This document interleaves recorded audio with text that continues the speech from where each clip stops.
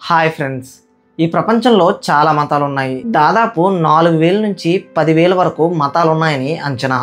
ప్రతి మతంలోనూ కూడా వాళ్ళకు నచ్చిన దేవుణ్ణి వాళ్ళకు నచ్చినట్టుగా కొలుస్తూ ఉంటారు. అయితే ఈ భూమి మీద ప్రతి టైంలోనూ కూడా ఏదో ఒక చోట ఏదో మతపరమైన కల్లోలాలు జరుగుతూనే ఉంటాయి. అయితే ఇక్కడ వచ్చిన ప్రాబ్లం ఏంటంటే వాళ్ళకు నచ్చిన దేవుణ్ణి వాళ్ళకు నచ్చినట్టుగా కొలిస్తే ప్రాబ్లం ఏమీ లేదు, కానీ మా మతంలో ఉన్న దేవుడు మాత్రమే గొప్ప అని నిరూపించడానికి ప్రయత్నిస్తారు చూసారా, అక్కడే ప్రాబ్లం. కానీ ఇన్ని మతాలు ఉన్నా సరే ఈ భూమి మీద ఉన్న చాలామంది జనాభా ఆల్మోస్ట్ 54% మందికి పైగా క్రిస్టియానిటీ అండ్ అలాగే ఇస్లాం ఈ రెండు మతాలనే ఫాలో అవుతున్నారు. మనం ఈరోజు ఈ వీడియోలో అసలు ఈ రెండు మతాలు ఎలా ఏర్పడ్డాయి, అబ్రహామిక్ రిలీజియన్స్గా పిలువబడే ఈ రెండు మతాలు ఏర్పడడానికి గల కారణం ఏంటి, ఒక వ్యక్తి చరిత్రగా మొదలయ్యి ఇప్పుడు ప్రపంచంలోనే చాలామంది ఫాలో అవుతున్న రెండు మతాలుగా విడిపోవడానికి గల కారణం ఏంటన్నది ఈ వీడియోలో పూర్తిగా తెలుసుకునే ప్రయత్నం చేద్దాం. సో స్కిప్ చేయకుండా పూర్తిగా చూడడానికి ట్రై చేయండి, ఎందుకంటే ఈ రెండు మతాలు ఎలా ఏర్పడ్డాయి అన్నది మిగతా మతాల వారు కూడా తెలుసుకునే ప్రయత్నం చేయండి. ఇక్కడ మనం తెలుసుకోవాల్సిన విషయం ఏంటంటే అబ్రహామిక్ రిలీజియన్గా పిలువబడే ఇంకో మతం ఉంది, అదే జుడాయిజం. ఇన్ఫ్యాక్ట్ చెప్పాలంటే జుడాయిజం నుంచే క్రిస్టియానిటీ, ఇస్లామిక్ ఈ రెండు మతాలు కూడా వచ్చాయి. అయితే జుడాయిజాన్ని ఫాలో అయ్యేవారు తనాక్, తోరా అనే రెండు పుస్తకాలని వారు పవిత్ర గ్రంథాలుగా భావిస్తే, క్రిస్టియానిటీని ఫాలో అయ్యేవారు బైబుల్ని అండ్ అలాగే ఇస్లామిక్ని ఫాలో అయ్యేవారు ఖురాన్ని వాళ్ళ పవిత్ర గ్రంథాలుగా ఇప్పటికీ కూడా పరిగణిస్తూ ఉంటారు. అయితే ఈ మూడు మతాలు ఎలా ఏర్పడ్డాయి అని మనం తెలుసుకోవాలంటే అబ్రహాం లైఫ్లో ఏం జరిగిందన్నది మనం తెలుసుకోవాలి. తనాక్, బైబుల్ ఈ రెండు పవిత్ర గ్రంథాల ప్రకారం అబ్రహాం ఒకరోజు నిద్రలో ఉన్నప్పుడు దేవుడు తన కలలోకి వచ్చి, అబ్రహాం నువ్వు ఇప్పుడున్న ప్లేస్ నుంచి నేను చెప్పబోయే ప్లేస్కి వెళ్ళమని దేవుడు అబ్రహాంని ఆదేశిస్తాడు. అబ్రహాం దేవుడు చెప్పినట్టుగానే అప్పుడు తాను ఉంటున్న ఇజ్రాయెల్ నుంచి ఇప్పుడు కెనాన్గా పిలువబడే ఒక ప్రాంతానికి అబ్రహాం వలస వెళ్ళిపోతాడు. ఇక ఎప్పుడైతే దేవుడు చెప్పిన విధంగా అబ్రహాం తానున్న ప్లేస్ నుంచి కెనాన్కి వచ్చేసాడో ఇక ఇక్కడ నుంచి ఈ మూడు మతాల యొక్క చరిత్రకి పునాది పడిందనే చెప్పాలి. అయితే ఈ మూడు మతాల పవిత్ర గ్రంథాలైన తనాక్, బైబుల్, ఖురాన్ ఈ మూడు పవిత్ర గ్రంథాల ప్రకారం అబ్రహాంకి 2 భార్యలు ఉన్నారని, వాళ్ళ పేర్లు సారా అండ్ అగారో. వీరి ద్వారా అగారోకు పుట్టిన కొడుకు ఇస్మాయిల్ అని, సారాకు పుట్టిన కొడుకు ఇస్సాక్ అని ఈ మూడు పవిత్ర గ్రంథాలు చెప్తుంటాయి. ఈ మూడు పవిత్ర గ్రంథాల ప్రకారం అబ్రహాం లైఫ్లో ఒక ఇంపార్టెంట్ విషయం జరిగింది. అదేంటంటే దేవుడు అబ్రహాంని పరీక్షించాలనుకుంటాడు. సో దానికోసం అబ్రహాంని నువ్వు నీ చిన్న కొడుకైన ఇస్సాక్ని తన 2 చేతులు కట్టివేసి తన తలని నీ దగ్గరున్న కత్తితో వేరు చేయమని దేవుడు చెప్తాడు. ఇక ఎప్పుడైతే దేవుడు ఇలా చెప్పాడో దేవుడి మీద నమ్మకంతో ఇస్సాక్ యొక్క తల నరకడానికి కత్తి పైకెత్తి నరుకుతుండగా దేవుడు ఆగమని చెప్తాడు. నువ్వు నా మీద ఉంచిన నమ్మకం అపారం, సో నువ్వు ఇప్పటి నుంచి ఫాదర్ ఆఫ్ ఫెయిత్గా పిలువబడతావు, అంటే విశ్వాసానికి మూల పురుషుడుగా పిలువబడతావు అని దేవుడు అబ్రహాంకి వరమిస్తాడు. అయితే ఇక్కడ జరిగిన సిచ్యువేషన్ జుడాయిజం అండ్ అలాగే క్రిస్టియానిటీ ఈ రెండు మతాలు ఎగ్జాక్ట్గా జరిగిందని నమ్ముతారు. కానీ ఖురాన్ని పాటిస్తున్న ఇస్లామిక్ వ్యక్తులు మాత్రం ఇక్కడ జరిగింది ఎగ్జాక్ట్గా జరగలేదని, అదేంటంటే దేవుడు చంపమన్నది ఇస్సాకును కాదని తన పెద్ద కొడుకైన ఇస్మాయిల్ అని ఖురాన్ని పాటించే ఇస్లామిక్ వ్యక్తులు నమ్ముతుంటారు. కేవలం ఈ ఒక్క కారణంగానే చరిత్రలో చీలికలు ఏర్పడి అప్పటి వరకు జుడాయిజంలోనే ఉంటున్న ప్రజలందరూ కూడా దేవుడు ఇస్మాయిల్నే చంపమని ఆజ్ఞాపించాడు అని నమ్మిన వారందరూ కూడా ఇస్లామిక్లోకి, కాదు తన చిన్న కొడుకైన ఇస్సాక్నే చంపమన్నాడు అని నమ్మిన వారందరూ కూడా జుడాయిజంలోనే ఉండిపోయారు. అయితే ఇప్పుడు మనం జుడాయిజం నుంచి క్రిస్టియానిటీ ఎలా వేరైందన్నది చూద్దాం.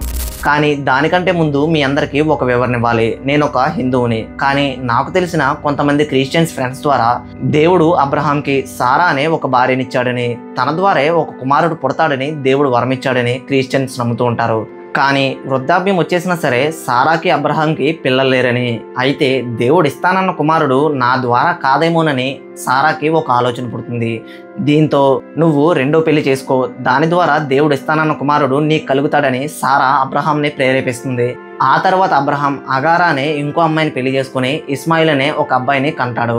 కానీ కొన్ని రోజులకే సారా కూడా గర్భం కలిగి ఇస్సాక్ అనే అబ్బాయి పుడతాడు. అయితే ఇక్కడ క్రిస్టియన్స్ అందరూ నమ్మేది ఏంటంటే నీకు పవిత్రమైన ఒక భార్య ఉందని, ఆ భార్య ద్వారానే నీకు దేవుడు కుమారుడు కలిగిస్తాడని, ఆ కుమారుడి యొక్క తలనే దేవుడు అబ్రహాంని నరకమని చెప్పాడని క్రిస్టియన్స్ అందరూ నమ్ముతుంటారు. కానీ ఇస్లామిక్ని పాటించే వారందరూ కూడా తన పెద్ద కొడుకైన ఇస్మాయిల్ని తల నరకమన్నాడని దేవుడు ఆజ్ఞాపించాడని ముస్లిమ్స్ అందరూ కూడా చాలా బలంగా నమ్ముతుంటారు.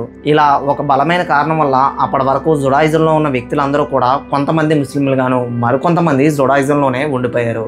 అయితే ఇప్పుడు మనం జుడాయిజం నుంచి క్రిస్టియానిటీ ఎలా ఏర్పడింది అన్నది చూద్దాం. మొదట్లో జుడాయిజం మాత్రమే ఉండేది. దీన్ని అబ్రహామే స్థాపించాడు. అయితే ఈ జుడాయిజం మతంలో ఉన్నవారు కొన్ని రూల్స్ని పర్టికులర్గా అనుసరిస్తూ ఉంటారు. అవేంటంటే ఫ్యూచర్లో మోసెస్ అనే ఒక ప్రవక్త వస్తాడని, ఆ ప్రవక్త మన భూమి మీద ఉన్న జనాలందరినీ కూడా కాపాడతాడని జుడాయిజం మతంలో ఉన్నవారు నమ్ముతుంటారు. దీనితో పాటు మనుషుల్ని దేవుళ్ళు చేయకూడదని, వాళ్ళని కేవలం ఒక ప్రవక్తలుగానే చూడాలని జుడాయిజం మతంలో ఉన్నవారు అనుసరిస్తూ ఉంటారు. అండ్ అలాగే దీనితో పాటు చాలా ముఖ్యమైన ఇంపార్టెంట్ విషయం ఏంటంటే దేవుడు తన కుమారుని పంపిస్తాడని, ఆయన వచ్చిన తర్వాత ఈ భూమి మొత్తాన్ని తానే రాజుగా పరిపాలిస్తాడని జుడాయిజం మతంలో ఉన్నవారు వేచి చూస్తూ ఉంటారు. ఇలా కొన్ని సంవత్సరాలు గడిచిన తర్వాత అదే జుడాయిజం మతంలో ఉన్న ఒక పవిత్రమైన కన్యకి మేరీకి జీసస్ పుడతాడు. జీసస్ పుట్టిన తర్వాత చాలా విషయాలు జరుగుతూ ఉంటాయి. జీసస్ తన లైఫ్లో తన బోధనల ద్వారా చాలా మందిని ఇన్స్పైర్ చేస్తూ ఉంటాడు. అండ్ అలాగే చనిపోయే స్థితిలో ఉన్న వారిని కూడా రక్షించి వాళ్ళ ప్రాణాలని కాపాడుతాడు. వీటితో పాటు చెడు మార్గంలో వెళ్ళే వారిని మంచి మార్గంలోకి నెట్టి వాళ్ళ లైఫ్ని మంచిగా లీడ్ చేసేటట్టు జీసస్ ప్రయత్నిస్తూ ఉంటాడు. అండ్ అలాగే చనిపోయిన తర్వాత కూడా తిరిగి లేవడం, ఇలాంటివన్నీ జీసస్ లైఫ్లో జరుగుతూ ఉంటాయి. అయితే జుడాయిజంలో ఉన్న కొంతమందికి జీసస్ చేసే పనులు నచ్చుతుండేవి కాదు. వారు మాత్రం మనుషుల్ని దేవుడిగా చూడకూడదని, వాళ్ళని కేవలం ఒక ప్రవక్తలుగానే చూడాలని జుడాయిజంలో ఉన్న ఒక రూల్ని పట్టుకుని పాటిస్తూ ఉండిపోతారు. ఇలా జీసస్ని దేవుడు కుమారుడుగా అంగీకరించిన వారందరూ కూడా క్రిస్టియానిటీగా కొత్త క్రైస్తవ మతంగా ఏర్పడ్డారు. కానీ జీసస్ని దేవుడు కుమారుడుగా అంగీకరించిన వారు మాత్రం జుడాయిజంలోనే ఇంకా ఉండిపోయారు. అయితే మనం ముందుగా చెప్పుకున్న ఒక సంఘటన ఉంది కదా, దేవుడు అబ్రహాంని ఇస్మాయిల్ తల నరకమని నమ్ముతున్న వారందరూ కూడా ఇస్లామిక్ గాను, ఇలా జుడాయిజం నుంచి ఒకే మతం నుంచి రెండు కొత్త మతాలుగా ఏర్పడి క్రిస్టియానిటీ అండ్ అలాగే ఇస్లామిక్ ఈ రెండు కొత్త మతాలు ఏర్పడ్డాయి. అయితే జుడాయిజం అండ్ అలాగే ఇస్లామిక్ ఈ రెండు మతాలకు కూడా చాలా దగ్గర పోలికలు ఏర్పడ్డాయనే చెప్పాలి.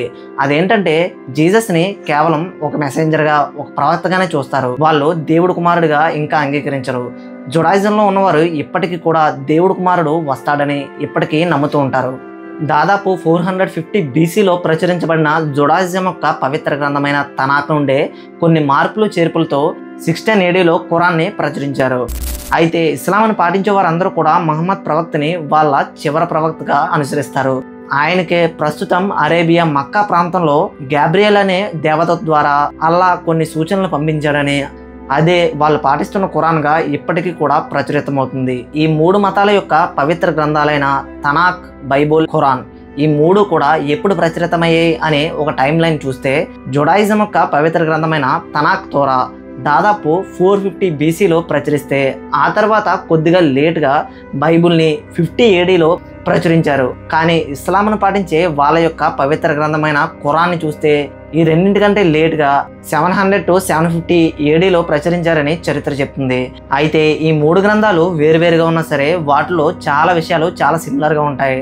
ఇన్ఫ్యాక్ట్ చెప్పాలంటే ఈ మూడు మతాలు టోటల్ సారాంశం కూడా ఒక్కటే. అదేంటంటే దేవుడు ఒక్కడే. దీంతో పాటు ప్రవక్తలు, దేవదూతలు చాలా ఏళ్ల పాటుగా మనుషులకి మెసేజ్ని పంపిస్తున్నాయని, మనుషులతో పాటు దేవుడు మాట్లాడడానికి ఇది ఒక మార్గంగా ఈ మూడు మతాలు కూడా సిమిలర్గా చెప్తాయి. అండ్ అలాగే వీటితో పాటు చాలా ఇంపార్టెంట్ విషయం ఏంటంటే దేవుడు మనిషిని మంచి వైపు నడిపిస్తే, కానీ సాతాను మాత్రం చెడు వైపు నడిపించి పాపపు లోయలో మనుషుల్ని తోసేస్తుందని ఈ మూడు మతాలు కూడా చాలా సిమిలర్గా చెప్తాయి. అయితే ఈ మూడు గ్రంథాల్లో ఉన్న కొంతమంది సిమిలర్ వ్యక్తుల గురించి మాట్లాడుకుందాం. వారు ఎవరంటే Abraham, Isaac, Ishmael, king Solomon, Jacob and అలాగే జీసస్ గురించి కూడా ఖురాన్లో ఉంది. వీటితో పాటు దేవుడు ఎల్లప్పుడూ మనకు చేరువుగా ఉండాలంటే ప్రార్థన ఒకటే మార్గమని బైబుల్, తనాక్ చెప్తుంటే నమాజ్ మాత్రమే మార్గమని ఖురాన్ చెప్తుంది. అండ్ అలాగే స్వర్గం, నరకం, ద లాస్ట్ జడ్జిమెంట్ డే ఇలాంటివన్నీ కూడా ఈ మూడు గ్రంథాల్లో, ఈ మూడు మతాల్లో చాలా సిమిలర్గా ఉంటాయి. సో ఇది గైస్ ఇవాళ వీడియో. ఇస్లాం, క్రిస్టియానిటీ, జుడాయిజం ఎలా ఏర్పడ్డాయి అన్నది ఈ వీడియోలో మీరు తెలుసుకున్నారని అనుకుంటున్నాను. వెళ్లే ముందు నేను చెప్పే విధానం కానీ మా నాలెడ్జ్ కానీ మీకు వర్తి అనిపిస్తే ఒక్క లైక్ చేసి మన ఛానల్ని సబ్స్క్రైబ్ చేయండి. అండ్ అలాగే మీకు హైప్ బటన్ వస్తే హైప్ కూడా చేయండి ఈ వీడియోని. సో అందువల్ల ఇంకొంతమందికి ఈ వీడియో రీచ్ అయ్యే అవకాశం ఉంటుంది. ఖచ్చితంగా ఈ వీడియో మీద మీ అభిప్రాయం ఏంటనేది కింద కామెంట్ బాక్స్లో రాయండి. మరొక మంచి వీడియోతో మీ ముందుకు వస్తాను. అప్పటి వరకు stay tune. Bye bye. Have a good day.